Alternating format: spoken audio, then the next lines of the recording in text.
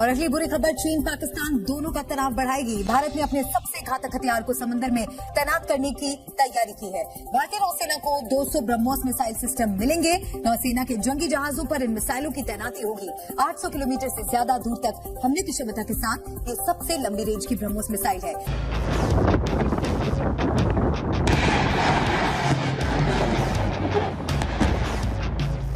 मैं समझता हूँ ये पाकिस्तान की बहुत बड़ी नाकामी है, नाकामी थी और नाकामी रहेगी। हमारी अपनी कोई अप्रोच नहीं है, कोई सोच नहीं है, कोई प्लान नहीं है। मिसाइल का वाकया, इस पर DGISPR ने बड़ी तफसील से बात कही और डेफिनेटली जो वो बात कहेंगे वो सच कहेंगे। पूरी कौम पाकिस्तानी फौज के साथ है। Made in India BrahMos missile की डिमांड पूरी दुनिया में तेजी से बढ़ती जा रही है। पाकिस्तान का भी डिफेंस में बहुत बड़ा हिस्सा लगता है। बजट की अगर बात करें, बहुत बड़ा हिस्सा बजट का डिफेंस में लगता है। हम भी इस तरीके से मिसाइल तो बनाते हैं, लेकिन एक्सपोर्ट क्यों नहीं कर पाते? Exports are now really, we are getting lot of interest for most of our products from abroad. And I'm sure over the coming years, exports are going to become a very important part of our portfolio. Pakistan की जो politics थी वो सिर्फ और सिर्फ नरेंद्र मोदी के actions के ऊपर डिपेंडेड है। जो एक्शन करते हैं उसका रिएक्शन दे रहा है। हमारा अपना कोई माइंडसेट नहीं है, कोई सोच नहीं रही, हमारी कोई ऑब्जर्वेशन नहीं है क्या होगा, हमें कुछ पता नहीं क्या होगा। व्हाट इंडिया विल डिसाइड, हम उस हिसाब से रिएक्ट करेंगे। ये है हमारी टोटल अप्रोच। जो इंडिया डिसाइड करेगा हम वो करेंगे, इसके अलावा हमारे पास कुछ भी नहीं है। और ये जो हुकूमत आ रही है, जो सबसे बड़ी मुझे परेशानी लग रही है, ये इतनी डिवाइडेड है, इतनी ज़्यादा डिवाइडेड है, इतने इसके मामलात ख़राब हैं कि I don't find that there will be a way out. नमस्कार दोस्तों, जय हिंद, वंदे मातरम। दोस्तों, स्वागत है आप सभी का मेरे channel India Pakistan news update में। दोस्तों, आ गया हूँ एक और नए वीडियो के साथ। तो दोस्तों, जैसा कि मैं आपको बताना चाहूँगा, अभी अभी एक बहुत बड़ी खबर सामने आई है। भारतीय नौसेना ने चीन के ऊपर 220 ब्रह्मोस तैनात किए। और दोस्तों, आपको आगे बताना चाहूँगा, ब्रह्मोस सुपरसैनिक मिसाइल से भारतीय नौसेना की ताकत बढ़ेगी, ऐसा भी कहा जा रहा है। दोस्तों, रक्षा मामलों की कैबिनेट समिति CCS ने 19,000 करोड़ रुपए की डिफेंस डील को मंजूरी दी है। दोस्तों, बता दें कि अत्याधुनिक मिसाइल ब्रह्मोस को भारत और रूस ने मिलकर विकसित किया है। दोस्तों, अब ब्रह्मोस सुपरसैनिक मिसाइल भारतीय नौसेना भी इस्तेमाल कर सकेगी। रक्षा मामलों की कैबिनेट समिति ने ब्रह्मोस खरीद के लिए 19,000 करोड़ के सौदे को मंजूरी दी है। दोस्तों, इस डिफेंस डील के बाद नौसेना की ताकत और बढ़ेगी। दोस्तों, अत्याधुनिक मिसाइल प्रणाली ब्रह्मोस को दुश्मनों का काल माना जाता है। दोस्तों, लंबी दूरी के लक्ष्यों पर सटीक निशाना साधने वाली यह मिसाइल प्रणाली भारत और रूस के वैज्ञानिकों ने संयुक्त रूप से विकसित की है। दोस्तों, ब्रह्मोस की डील के बारे में गुरुवार को आई रिपोर्ट के मुताबिक इतनी बड़ी राशि में 200 ब्रह्मोस सुपरसैनिक क्रूज मिसाइलों और इससे जुड़े उपकरणों की खरीद भी की जाएगी। दोस्तों, मिसाइलों का अधिग्रहण करने के बाद नौसेना की युद्ध की क्षमताओं को बढ़ाने के लिए इन्हें बड़े पैमाने पर अलग अलग क्षेत्रों में तैनात युद्धपोतों पर तैनात किया जाएगा। दोस्तों, कैबिनेट समिति ने जिस प्रस्ताव को अनुमोदित किया है, इसमें लगभग 290 किलोमीटर की रेंज तक सटीक प्रहार करने वाली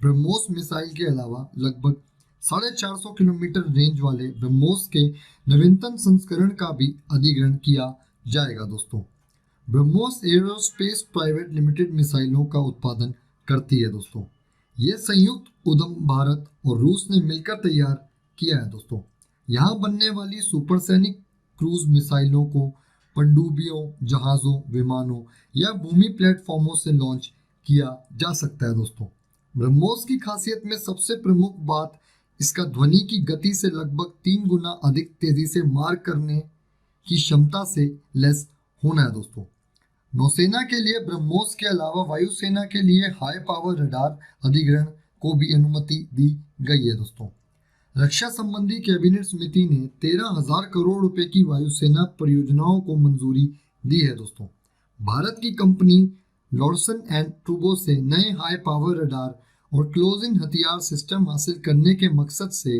लगभग 13,000 करोड़ रुपयों की डील की जाएगी। दोस्तों, समाचार एजेंसी ANI ने शीर्ष सरकारी सूत्रों के हवाले से बताया कि लगभग 6,000 करोड़ रुपए की परियोजना के तहत रडार हासिल किए जाएंगे दोस्तों। इसके बाद भारतीय वायुसेना चीन और पाकिस्तान से लगी सीमाओं पर अपने उपकरणों को अपडेट करेगी। दोस्तों, कैबिनेट समिति ने made in India close in weapon system परियोजनाओं को भी मंजूरी दे दी है। इससे ड्रोन और विमानों के हमलों से बचाव की पहल की जाएगी। दोस्तों, सेना की महत्वपूर्ण संपत्तियों और सैन्य ठिकानों को मजबूत सुरक्षा प्रदान की जाएगी, ऐसा भी कह रहे हैं। दोस्तों, सूत्रों के मुताबिक यह परियोजना करीब 7,000 करोड़ रुपए की है दोस्तों। तो चलिए दोस्तों, आगे वीडियो को देखते हैं क्या रिएक्शन होता है इस पे पाकिस्तानी मीडिया का। दोस्तों, अगर आपको वीडियो अच्छा लगा हो तो वीडियो को लाइक कर दीजिएगा, चैनल पर नए हैं तो चैनल को सब्सक्राइब कर लीजिएगा, बेल आइकन प्रेस कर लीजिएगा ताकि आपको फ्रेश अपडेट्स मिलते रहें दोस्तों। अगर आप मुझे इस वीडियो से जुड़ी अपनी कोई भी राय देना चाहते हैं तो मुझे नीचे कमेंट सेक्शन में ज़रूर बताएं। जय हिंद, वंदे मातरम दोस्तों। मिलता हूँ बहुत जल्द एक और नए वीडियो के साथ। जय श्री राम, धन्यवाद। ब्रह्मोस की शुरुआती रेंज 290 किलोमीटर से करीब 3 गुना ज्यादा दूर तक नई मिसाइल अटैक करेगी। आसान भाषा में मिसाइल की घातक शक्ति को समझिए। मुंबई से पाकिस्तान के कराची शहर की दूरी करीब 900 किलोमीटर है और ब्रह्मोस की मदद से कोई युद्धपोत मुंबई के तट से ही कराची तक हमला कर पाएगा। ये मिसाइल अब भारतीय युद्धपोत के लिए दूसरे शिप या फिर जमीनी हमले का मुख्य हथियार होगा। कुल मिलाकर 19,000 करोड़ रुपए की मिसाइल डील हुई है। ब्रह्मोस, एरोस्पेस और रक्षा मंत्रालय के बीच ये सौदा हुआ है। We have also now receiving interest for BrahMos. Of course, we have exported to Philippines and we are receiving interest for other countries. Akash is seeing lot of interest. So going forward, lot of our products will get export orders. कोई India के अंदर आए रोज, कभी Greece, आज देखिए Greece के prime minister आए हुए हैं वहाँ पे, ठीक है जी। और दूसरा ये है कि रोज कोई ना कोई वहाँ पे आया होता है। दे आर इमर्जिंग ग्लोबली, बहुत हाई है। मैं आपको एक बात बताऊं, म्यूनिख सिक्योरिटी कॉन्फ्रेंस हुई है, म्यूनिख के अंदर एक पाकिस्तानी वहाँ पे नहीं था। इंडिया के थिंक टैंक्स, इंडिया के मीडिया, इंडिया का फॉरेन ऑफिस, उनकी लीडरशिप वहाँ पे मौजूद थी। इवन बांग्लादेश वहाँ मौजूद था, एक भी पाकिस्तानी नहीं था। क्यों? हम घर में लड़ाइयाँ कर रहे हैं, असी करो एक दूसरे नाल, जो हम कहते हैं ना कि वो दस्तों गिरेबान है एक दूसरे के साथ। That's what we are doing. हम ये दस्तों गिरेबान है एक दूसरे के साथ, इसके अलावा हम कुछ भी नहीं कर रहे और हमारे पास और कोई चॉइस ही नहीं है और हम क्या करें और क्या ना करें। इंडिया की बात करें, रशिया के साथ बहुत अच्छा रिलेशन है और उन्होंने मिलके ब्रह्मोस मिसाइल बनाया, जो कि अब वो ना सिर्फ पहले तो हम जो है वो इंपोर्ट करते हैं, कोई भी टेक्नोलॉजी है वो भी इंपोर्ट करते होंगे, लेकिन अब वो एक्सपोर्ट की तरफ जाने लग पड़े। सर देखिए, पाकिस्तान, मैंने आपको पहले ही बताया कि ट्रस्ट तो बिल्कुल नहीं है, इंपोर्ट एक्सपोर्ट की बात ही खत्म हो जाती है। लाइक अगर आपके पास जब पैसा ही मौजूद नहीं है खरीदने के लिए तो आप क्या करेंगे? पाकिस्तान की पब्लिक को पूछा जाए कि भाई हमारा जो डिफेंस है, हमारा मुकाबला किससे है या हम किसके लिए अपने डिफेंस को मजबूत करते हैं, स्ट्रांग करते हैं, तो कौन से कंट्री का नाम आएगा? इसमें कोई शक नहीं कि हम जिस कंट्री से अलग हुए हैं, इंडिया, उसी का नाम आता है, उसका नाम आएगा। अभी अगर हम हकीकत के ऊपर बात करें, वहाँ पे मिसाइल बन रहे हैं और ना सिर्फ ब्रह्मोस मिसाइल बन रहे हैं बल्कि एक्सपोर्ट कर रहे हैं। आप ये बताएं, वो बहुत तेजी से टेक्नोलॉजी में ग्रो करके, डिफेंस टेक्नोलॉजी हो या ओवरऑल अगर आईटी की बात करें, हम मुकाबला तो बड़ा तेजी से कह देते हैं या कर लेते हैं, लेकिन अगर हकीकत समझी से बात करें, वो कहाँ है, हम कहाँ हैं, आप इसके ऊपर क्या कहेंगे? मैं बात 1947 से मुख्तसरन शुरू करता हूँ कि 23 साल बाद 1971 में बांग्लादेश हमसे अलग हुए हैं।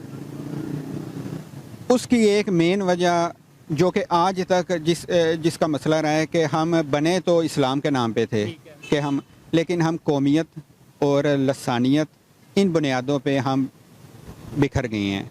उस वक्त भी नारा लगा था कि इधर हम उधर तुम। अच्छा, ठीक है। नहीं आज बात देखें ना, आपकी बात अपनी जगह बजाय, आपकी अपनी ओपिनियन, टेक्नोलॉजी की बात हुई है, फिर हम वहाँ पे इस्लाम को अगर ले आएंगे तो आपको नहीं लगता शायद इसी वजह से हम टेक्नोलॉजी में पीछे रहते हैं? नहीं भाईजान, इस्लाम के, अगर इस्लामी कंट्रीज़ को देखें तो बांग्लादेश इस्लामी मुल्क है, वो हमसे काफ़ी आगे है। यही कह रहा हूँ ना, क्योंकि वो हर चीज में इस्लाम को नहीं लेके आता, इस्लाम को वो प्रैक्टिस करते हैं, बड़ा रिस्पेक्ट भी करते होंगे, लेकिन वो जहाँ पे प्रैक्टिकली कुछ करना है वो हम हर चीज में, अभी मैं आपसे कोई भी किसी से क्वेश्चन करता हूँ टेक्नोलॉजी का, एजुकेशन का, हेल्थ का, वो इस्लाम को पहले हम ले आते हैं, लेकिन प्रैक्टिकली उसके ऊपर कुछ मजहब को हम ले आते हैं, प्रैक्टिकली हम कुछ करते नहीं। एग्री करेंगे या नहीं करेंगे? बकौल कायदे आज़म रहमतुल्लाह अलैह हमें एक ऐसी दरसगाह चाहिए, एक ऐसी अमली गाह चाहिए जहां हम इस्लाम के असूलों को आजमा सकें। जबरदस्त, ऐसे ही है। क्या आप समझते हैं कि पाकिस्तान एक अमली तौर पे एक इस्लामी रियासत है? मैं तो यही तो कह रहा हूँ कि हम प्रैक्टिकली कुछ करते नहीं हैं। पाकिस्तान का मतलब क्या, ला इलाहा इल्लल्लाह, और अभी यहाँ पे आप देख लें कौन सा काम है जो बाकी सब इस्लामी ममालिक का आप मुआजना कर लें और पाकिस्तान का कर लें। रमज़ान आता है तो वहाँ एक माह पहले सब्सिडी शुरू हो जाती है। पाकिस्तान में जो कि इस्लाम के नाम पे बना था, यहाँ रमज़ान आता है तो एक माह पहले ज़हीरा अंदोज़ी शुरू हो जाती है। लेकिन सबसे ज्यादा मजहब इस्लाम, मोहब्बत भी हम ही करते हैं। ये भी आप इस चीज से भी एग्री करेंगे कि नहीं? कोई शक नहीं। टेक्नोलॉजी के ऊपर ही आते हैं, जाहिर बात है मजहब के हवाले से ज्यादा डिस्कशन नॉलेज ना होने की वजह से नहीं करनी चाहिए। ये बताएं, टेक्नोलॉजी में हम मुकाबला तो करते हैं इंडिया का, प्रैक्टिकली हकीकत पसंदी के साथ देखा जाए, क्या आज हमारा उनके साथ मुकाबला बन रहा है? हमारा कोई मुकाबला नहीं है। ठीक है, क्या वजह उसकी? हम वहाँ के आईटी सेक्टर को देखें तो पूरी दुनिया में जो इंडियंस हैं वो आईटी की बड़ी बड़ी जो कंपनीज हैं, आप देखे होंगे सुंदर पिचाई, ये और कई नाम है इस तरह के, बड़े नाम ये सीईओ रह चुके हैं, और पाकिस्तानियों का इसमें कोई मुकाबला नहीं है। ये मेरे लिए भी शर्म वाली बात है। नो डाउट मुकाबला होना चाहिए, कॉम्पिटिटिव वे में अगर बात करें, प्रोडक्टिव वे में, पॉजिटिव वे में बात करें, मुकाबला टेक्नोलॉजी में, आईटी में होना चाहिए। वहाँ पे हम मुकाबला क्यों नहीं कर पा रहे? कौन सी ऐसे इश्यूज हैं कि हम पीछे रह गए, वो आगे निकल के, ना सिर्फ आगे बल्कि बहुत आगे निकल गए? हमारा दूसरे ममालिक के साथ ताल्लुकात, वो उस तरीके से हमारी फॉरेन पॉलिसी को आज़ाद होना चाहिए। ये कुछ चीज़ें हैं जिनको अगर पाकिस्तान अगर फॉरेन पॉलिसी को आज़ाद रखता है, अगर बिल्कुल इसे एक तरफ जानबदार बायस नहीं हो जाता किसी मुल्क की तरफ, तो फिर ये आगे बढ़ेगा। अपने प्यारे भारत को सपोर्ट करने के लिए सब्सक्राइब बटन जरूर दबाएं।